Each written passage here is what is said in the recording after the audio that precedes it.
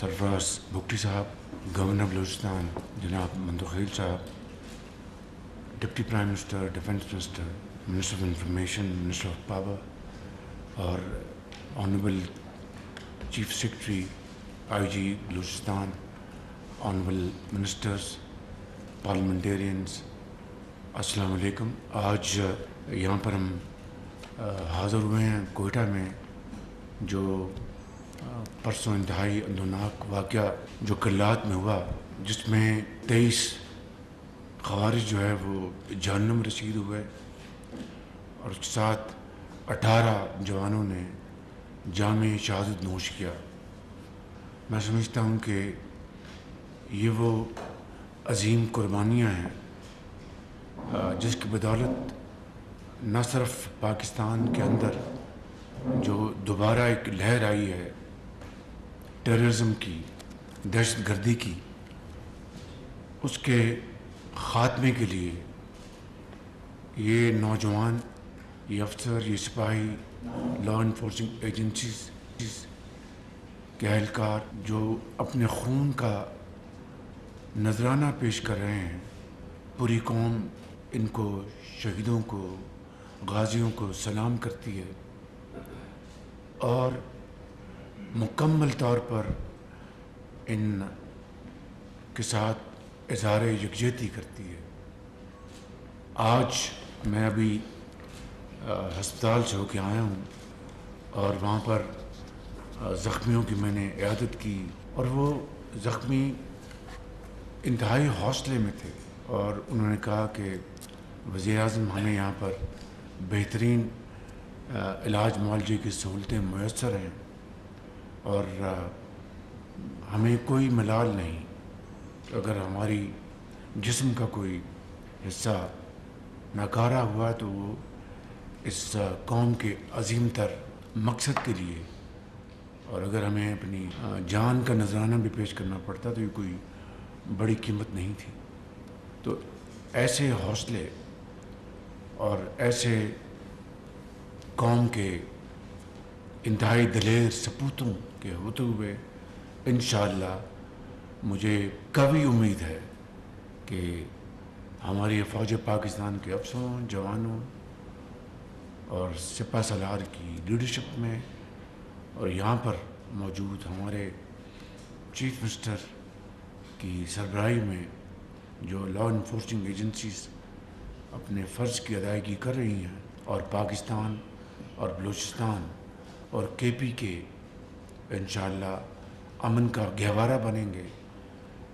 जो कि एक लाजमी शर्त है पाकिस्तान की तरक्की और खुशहाली के सफ़र के लिए। मैं आज पूरी पाकिस्तानी कौम की खिदमत में अर्ज़ करना चाहता हूँ कि ये तफरक़े का वक्त नहीं है, ये सियासत का वक्त नहीं है। हम सियासत कर लेंगे, लेकिन आज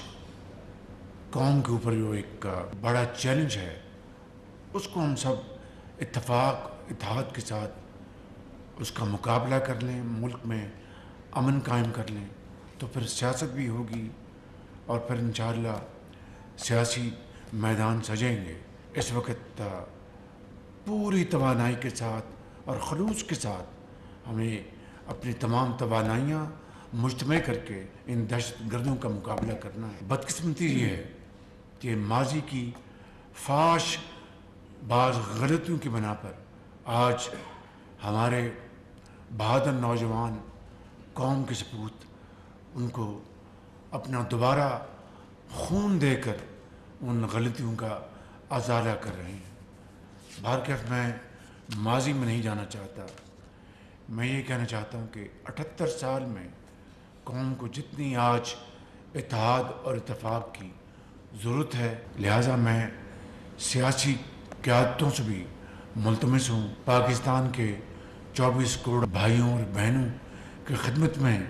गोश गुजार हूँ और ये मैं कहना चाहता हूँ कि आज जितना इत्तेफाक, इत्तेहाद और अपनी सफ़ों में इत्तेहाद पैदा करने की जितनी ज़रूरत आज थी, शायद पहले कभी नहीं थी। मैं एक मरतबा फिर मुबारकबाद पेश करना चाहता हूँ अपने उन अजीम सबूतों के ख़ानदानों के, उनके वालिदैन के, उनकी माँओं जिन्होंने इतने दिलेर नौजवान जिन्होंने जने और जो आज अपने खून की कुर्बानी से पाकिस्तान की एक नई दास्तान दिलेरी की रकम कर रहे हैं। हम सब मिलकर उनको सलाम पेश करते हैं और इंशाअल्लाह अल्लाह ताला के यहाँ जो उम्मीद है और यकीन वासिक के साथ मैं कह सकता हूँ कि इंशाअल्लाह